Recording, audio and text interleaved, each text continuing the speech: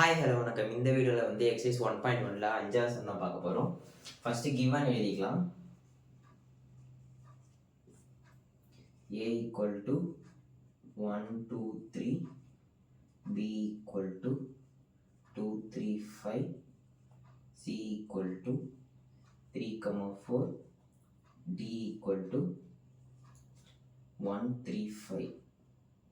Okay, இதிலிருந்து இதை வந்து வெரிஃபை பண்ண சொல்லியிருக்காங்க, செக் பண்ண சொல்லியிருக்காங்க. இது வந்து ஈக்குவலா இல்லையான்னு சொல்லிட்டு.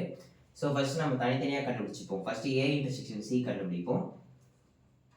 ஏ intersection C equal to, so ஏக்கும் சிக்கும் காமனாக என்னென்ன இருக்குன்னு பார்க்குறோம். 1 இருக்கு, இங்கே 1 இல்லை, 2 இல்லை, 3யும் இங்கே 3 இருக்கு, ரெண்டுமே 3 இருக்கு. ஸோ ரெண்டுத்துலையுமே காமனாக இருக்கிறது 3.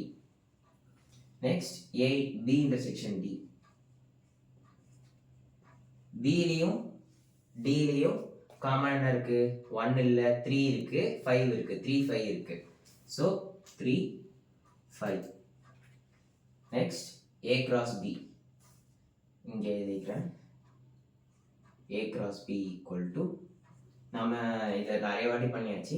ஸோ இதை நான் டேரெக்டாக எழுதிடுறேன். 1 2 1 3 1 5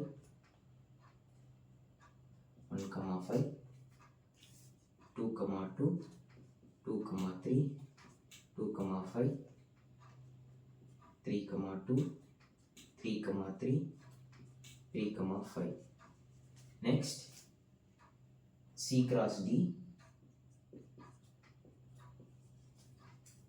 C cross D 3 1 3 3 3 5 4 1 4 3 4 5.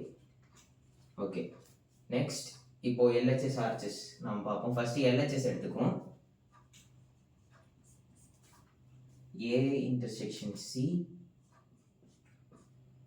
cross B intersection D. So இது ரெண்டுத்தோட காம்பினேஷன்ஸ் எடுக்க போகிறோம். So 3 3 3 5. So 3 3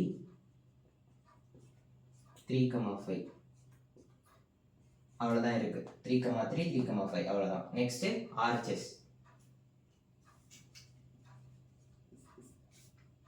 next so A cross B இங்கே இருக்கு, C கிராஸ் D இங்கே இருக்கு. இது ரெண்டுத்துலேயும் காமன் என்ன இருக்கோ அது மட்டும் எடுக்கணும் இன்டர்செக்ஷனால.